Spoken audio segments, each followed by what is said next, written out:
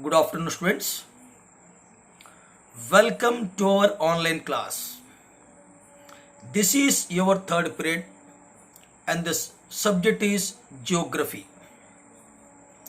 Students, today, through this recorded video class,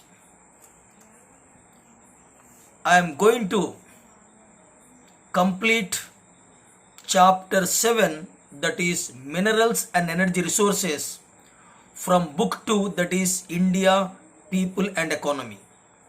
So today the lesson will be concluded, finished. Very few topics are left. So today we will cover that one. I'll explain all the three topics. Then we will finish this chapter. And if time is there, we will discuss some objectives from the same chapter. And the coming periods, I will concentrate more on practical work. Fine, students, coming back. So students, in yesterday's class, we have completed up to wind energy. Wind energy was the topic, and I told you there is abundant potential available in the west coast of India, particularly, or western part of India, particularly Gujarat, Rajasthan. Okay, here Gujarat, Rajasthan and Maharashtra. These three states, we are having abundant potential of wind energy. Okay, so wind energy is one of the non-conventional source of energy. It's one of the non-conventional source of energy. This wind energy will not cause any pollution. Moreover, it can be renewed. It is not exhaustible. This energy is eco-friendly. So, this wind energy we can generate by establishing turbines, wind turbines. So the government took initiative and established several wind turbines in several coastal areas and tapping the wind, and through that we are generating wind energy. I told you that three states are leading states in wind, generating wind energy, wind power, that is Rajasthan, Gujarat and Maharashtra. At the same time Karnataka also. So these four states, Rajasthan in the western part, Gujarat west coast, Maharashtra west coast, Karnataka west coast.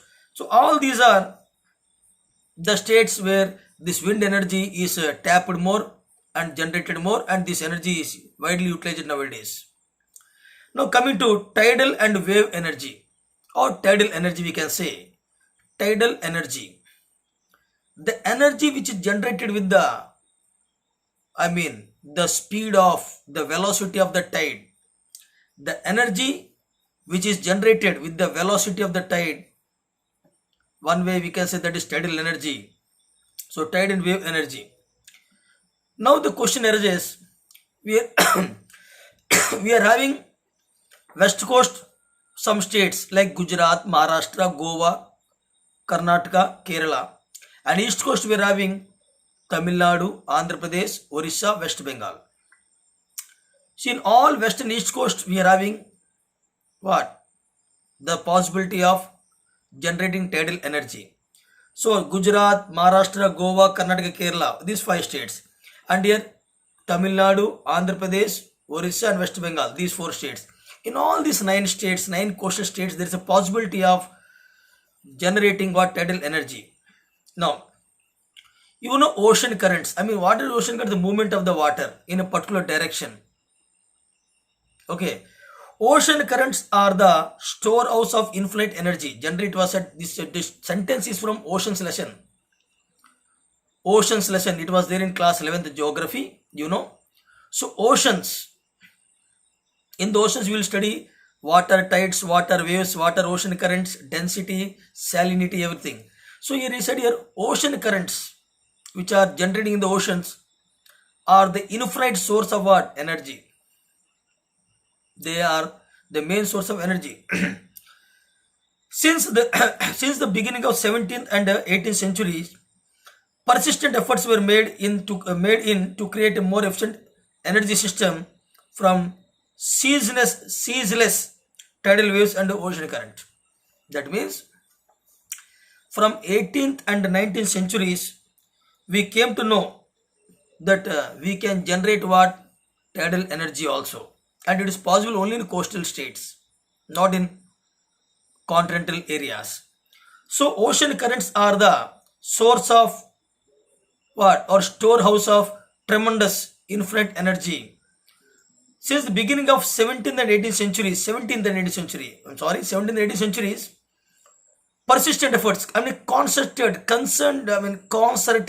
or continuous efforts were made to create more efficient energy system from ceaseless tidal waves and ocean current. Large tidal waves. Large tidal waves are known to occur along the west coast of India. Generally, people will ask you, in which coast of India you are getting large tidal waves? Again, west coast. In west coast of India, we are having large. We can have that large tidal waves. So, large tidal waves are known to occur more in the west coast of India. Hence, India has greater potential for the development of tidal energy along the coast, but so far these have not been utilized.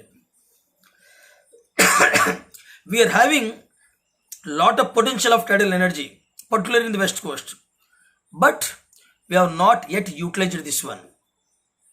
So what I suggest, it's better to utilize this tidal energy instead of using that conventional source of energy, that coal, petroleum, natural gas. Better to use the tidal energy, because we are having 9 coastal states, and in west coast we are having the possibility of more giant tidal waves. So there you can, those waves can be tapped and we can generate power, and that power can be utilized. So it is the best one. And this ocean currents will never be stopped. They are always continuous. They never exhaust. Renewable. So it is highly suggested from my side that it is better to generate tidal energy than to use the conventional source of energy like coal, petroleum, natural gas. So in which coast of India we are having giant tidal waves? In west coast. Fine. Now moving to geothermal energy. Geo means what? Earth. Thermal means what? Heat. Geothermal energy. What is geothermal energy? How it is utilized? How it is generated? How it is, made? Fine. Let us see. Geo means what? Earth. Thermal energy. So geothermal energy. We can generate energy from the heat inside the earth. From the heat inside the earth, we can generate energy, geothermal energy. See the signs. Now, when the magma, you know what is magma? The molten rock material which is found inside the earth's surface. Magma means, magma, you are telling magma or magma. The molten rock material. The molten rock material which is found inside the earth's surface is called magma. And when the magma comes out during volcanic eruption, then it will turn into what? Lava. And when lava solidifies, it will become the black soil. You know that one. So what is said here? When the magma from the interior of the earth comes out on the surface of the earth, tremendous heat is released. Yes? When the magma comes out of the surface, when the magma is coming out of the vent, whenever there is a volcano, so when the magma will come out of the surface, it will brought tremendous heat on the surface of the earth. This heat energy can be successfully be tapped. Whatever heat is brought by the magma, that liquid molten rock material onto the earth surface, so that heat has to be tapped. That heat has to be captured, tapped, and we can convert into electrical energy. The heat of the magma has to be tapped, has to be collected, and we have to convert that energy into electrical energy. Apart from this, the hot water that gushes out through this geyser wells. Geyser, G-Y-S-E-R, geyser. Geyser spelling today you came to know. G-Y-S-E-R, geyser. So whenever the hot water that gushes out through these geyser wells, it also used in the generation of thermal energy. whenever hot water is passed through the geysers, I mean the geysers are made. Okay, so when the hot water is passing through these geysers, then also some sort of energy is being formed, and that energy is also is used as thermal energy. It is popularly known as what geothermal energy. So geothermal energy. So what is said here? When the hot water that gushes out, the hot water that gushes out through the geyser wells is also used in the generation of thermal energy. It is popularly known as what? Geothermal energy. Fine.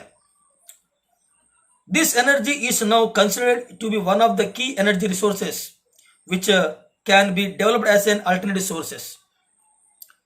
I mean, nowadays the scientists, the people, they are utilizing the geothermal energy. It is one of the alternative source of conventional source of energy.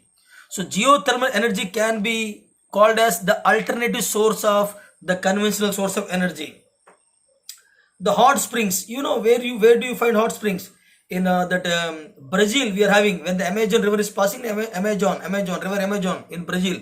So there are some places in Brazil where hot water is flowing through the rivers, hot water. Similarly, in Maurice village in I think New Zealand, Maurice village. Okay, there also hot water springs are there, hot water.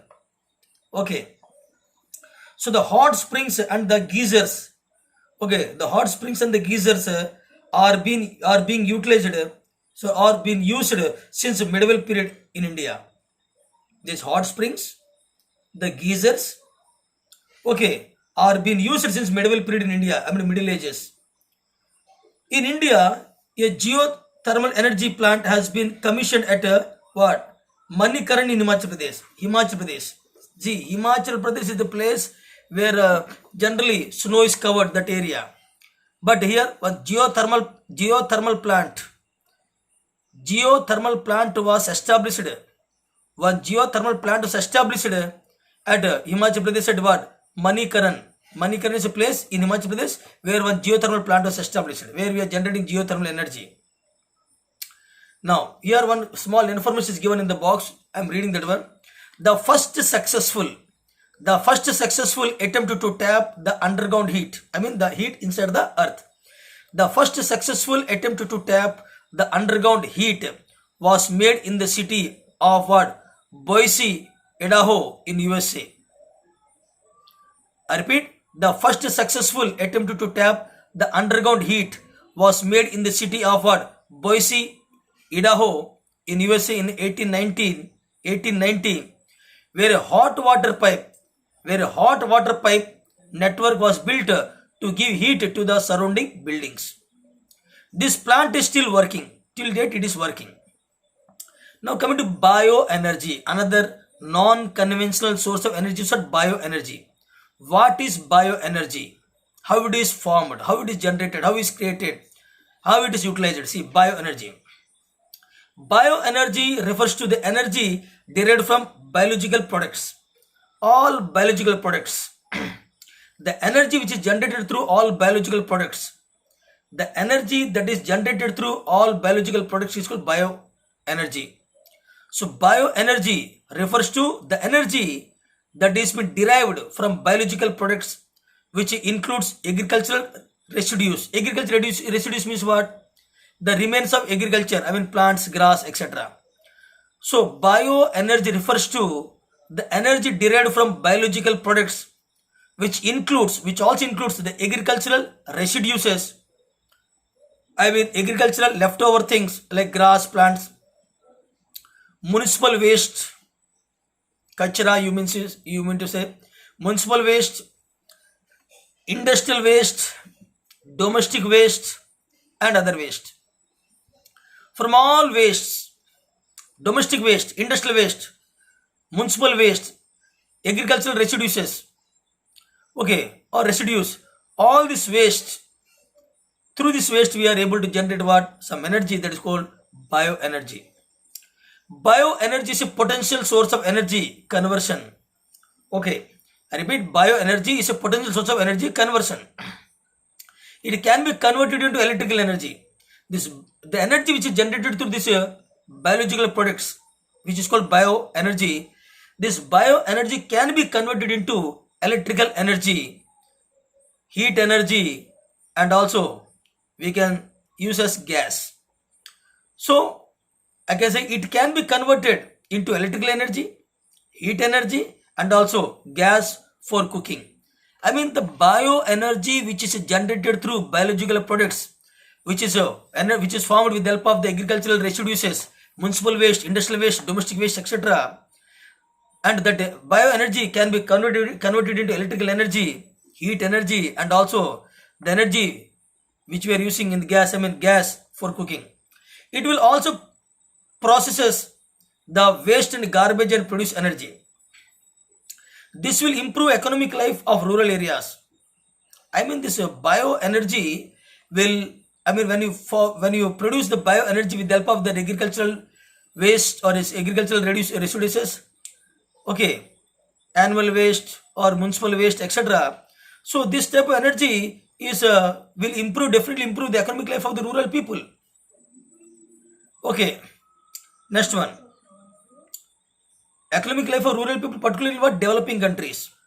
Next one, it also reduces what environment pollution. This bioenergy is eco-friendly energy. I told you already, all non-conventional source of energy are eco-friendly. So this bioenergy is also eco-friendly. It is not causing any pollution. It enhances the self-reliance and reduce pressure on fuel wood. I mean firewood.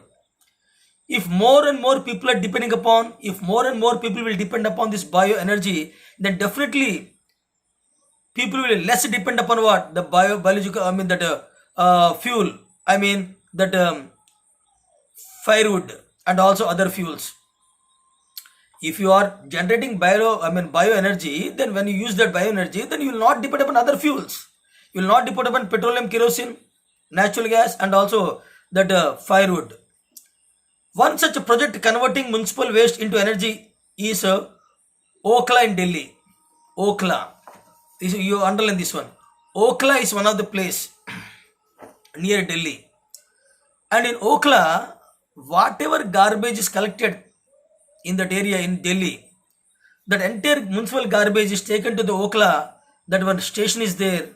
One energy conversion station is there. So with the help of that I can say that garbage that converting energy. Okla in Delhi. Okla is the name of the place near Delhi where the municipal garbage of Delhi is taken, collected and taken to the Okla, that station, and converting that energy, that waste into energy. And that energy is utilized for what? Power. Now coming to our next topic, moving to our next topic, that is very, very important topic, that is conservation of mineral resources. Conservation of mineral resources. Why there is a need and necessity to conserve mineral resources? This is very, very important question. Why there is a need and necessary to conserve what? Mineral resources. My dear students, you all know that the minerals which are available in the nature, which are called conventional source of energy like coal, petroleum, natural gas, and many other minerals like iron ore, manganese, whatever it may be, gold, etc. All these minerals, they are always limited in quantities. They are limited in quantities. And their formation will take millions of years. Their formation will take millions of years. And once these minerals are utilized, they are exhaustible. They are exhaustible. So what we have to do, unless and until these resources are needed to be utilized, unless and until these conventional sources of energy sources and also other minerals, unless and until these are necessary to be utilized, we should not use them. We should keep for our future generations. And instead of them, it is better to use what? Non-conventional source of energy or alternative source of energy, or those minerals which we can generate again. So minerals are always finite, fixed. Their formation will take millions of years. They are exhaustible, non-renewable, causes pollution, very costly. So that's why until and unless it is very urgent, if not necessary, we should not utilize these resources and we should keep them for our future generation. And instead of them, we should use alternative source of energy, I mean non-conventional source of energy resources. So that's why, I mean, proper planning is necessary. At the same time, proper planning is necessary, and also I can say that these resources should be utilized wisely, economically, and judicially. The judicious use of minerals is very, very essential, is the need of the hour today. So conservation of mineral resources. See, the challenge, I mean problem, the challenge of sustainable development requires integration of quest for economic development with environmental concerns. Nowadays, every country, everybody is telling about sustainable development. What is sustainable development? Development without harming the environment. Development without harming the environment.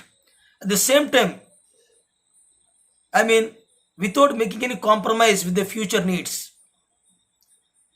That is development. I mean, we want development. We need development. But the development should not be in such a manner that we are harming our environment. At the same time, whatever development we are making, that development should not harm environment, and also it should be, I mean, for many years. Our future generation people should also enjoy the fruits of the development. We should not make any compromise with our future generations. So here the challenge of sustainable development requires integration of quest for economic development with environmental concerns. Traditional methods of resource use, I'm telling, I mean old methods. Traditional methods of resource use result into what? Generating enormous quantities of waste as well as a create of other environmental problems. I mean, the traditional method of usage of resources, when you are utilizing the traditional method, old methods of utilizing resources, it is causing a lot of pollution and harming the environment. Moreover, it is causing several other problems, environmental problems, global warming, acid rains. Hence, for sustainable development calls for the protection of resources for the future generations. That's why people thought, nowadays, we have no right to spoil our future generations. People, we have no right to utilize all the resources which are available today. We should conserve them. We should protect them. We should hand over. Whatever resources, mineral resources, natural resources, energy resources, whatever resources are there today in India, we should hand over these resources to our future generations. Otherwise, they will not know what these resources are, how they are, what is their color, what is their usage. So we should hand over to them. If you are goes on utilizing them, they will be ended. A day will come, and our future generation will not be having them. So we should, in order to hand over them, we should save them. And when we save them, then how development is possible? Yes, we have to find an alternate source of resources, energy resources. And we should do development without harming the environment, without compromising the future generation needs. Now, there is an urgent need to conserve the resources. Yes, there is urgent need to conserve resources because they are finite and fixed, exhaustible, non-renewable. Okay, mostly the alternative energy sources like solar energy, wind energy, wave energy, geothermal energy are inexhaustible. These are inexhaustible. That's why instead of utilizing the conventional source of energy, we should utilize the non-conventional source of energy which are eco-friendly, non-pollutant, and they are renewable and not exhaustible. So that when you use these resources, then we can easily save the conventional source of energy and we can easily hand over these resources to our future generations. And moreover, we can stop the pollution also. Okay. So there should be, these resources should be developed to replace the exhaustible resources. In case of metallic minerals, for example, metallic minerals like iron ore, manganese, okay, or bauxite. So in case of metallic minerals, use the scrap metals. If it is necessary to utilize metallic minerals, so better utilize scrap metals. Okay, scrap metals will enable recycling of metals. Whenever there is a need to utilize iron ore, manganese, bauxite, So better is suggesting use scrap metals which can be recycled. Okay. Use of scrap is especially significant in metals like copper, lead, and zinc, in which India's reserves are meager. Meager means what? Very less. I told you India is critically deficit in what? Copper mineral. Like lead and zinc also we are having meager minerals, very less quantities. When we are having less quantities, we should not waste them. We should conserve them. We should protect them. We should conserve them. We should hand over to the future generations.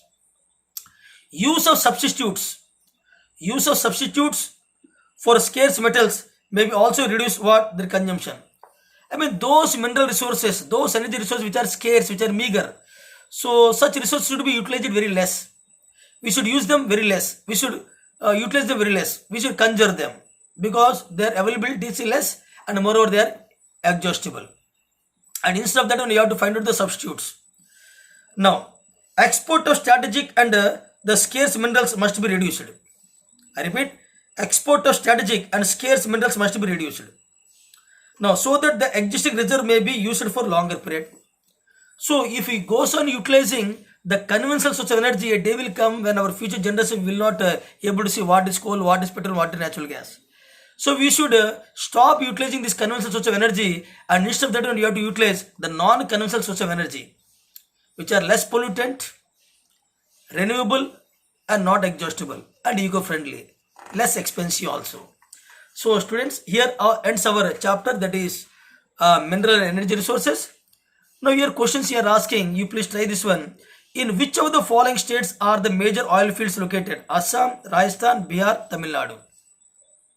Actually, in Bihar, Tamil Nadu, Rajasthan is not there. So Assam. What is it? In which of the following states are the major oil fields? Oil fields are Nahar Katia, Moran, Digboi. These are in where? Assam. So Assam is the answer. Just one. At which of the following places were the first atomic power station started? Tarapur. Atomic power station Tarapur. Okay. Next one. Let me check at which of the following places was the first atomic power station was started. So already you studied Tarapur. Okay. Atomic power. Okay. Trombay. Next one. 1967 what? Trombay. Tarapur. Yes, Tarapur is the correct answer. Next one. Which one of the following minerals is known as what? Brown diamond. Now, white here, one thing I would say, black gold means what? Coal. Black gold means what? Coal. Remember. Similarly, petroleum, that is what? Liquid gold. Liquid gold means what? Petroleum. Black gold means what? Coal. Understood? Similarly, here he asked, now let us see the question. Which of the following minerals is known as brown diamond? Iron, manganese, lignite, and mica. Tell me, brown diamond, find out the answer. I am giving chance to you. Find out the answer. Which is called brown diamond? I mean, brown plus diamond. Whether it's lignite, whether it is mica, you have to find out that one. Next one. Another question is there. That is, which one of the following is non-renewable source of energy? Non-renewable. Non-renewable. Idle power, thermal power, solar, and wind. So, idle we can regenerate again through water. Solar we can regenerate, wind also we can regenerate, but thermal we cannot regenerate. Thermal means what? Generating with the help of coal. So that's what non-renewable source of energy, thermal energy. Questions are there. Give an account of the distribution of mica in India. I told you mica is more in where? Bihar, and also it is available in Andhra Pradesh, that is Nellore. Okay. So mica is available and India is the leading producer of mica in the world. India also monopoly in mica. Similarly, give what is nuclear power? It helps in what? Generating nuclear energy. Yes, I mean small quantity of nuclear mineral is utilized to generate tremendous of energy. Okay. Mention important nuclear power stations in India. I told you nuclear power stations are more there. That is what? Tarapur in Maharashtra. Similarly, Rawalbhatta near Kota in Rajasthan. Similarly, Kalpakkam in Tamil Nadu, Narora in Uttar Pradesh, Kaiga in Karnataka, and Kakrapar in Gujarat. These are the places of what? This nuclear power plants. Okay. Similarly, here I am telling here, name non-ferrous minerals. You have to mention the non-ferrous, which are not having iron content, bauxite and also copper. discuss their spatial distribution. I mean, where this copper is available more, where this bauxite is available more. I told you some places names. Similarly, what are non-conventional sources of energy? So those are non-conventional means what here? Atomic, wind energy, tidal energy, geothermal energy, bioenergy. Okay, all these are what non-conventional source of energy, which are eco-friendly, less cost, renewable, and there are alternative sources, alternative energy sources for what? In the when compared to the conventional source of energy, they cause less pollution, etc. Next one, long questions. Write a detailed note on the petroleum resources in India. Petroleum. I told you actually India is also deficit in our petroleum and petroleum products. We are importing 24.8 or nearly 1/4 of the imports are occupied petroleum.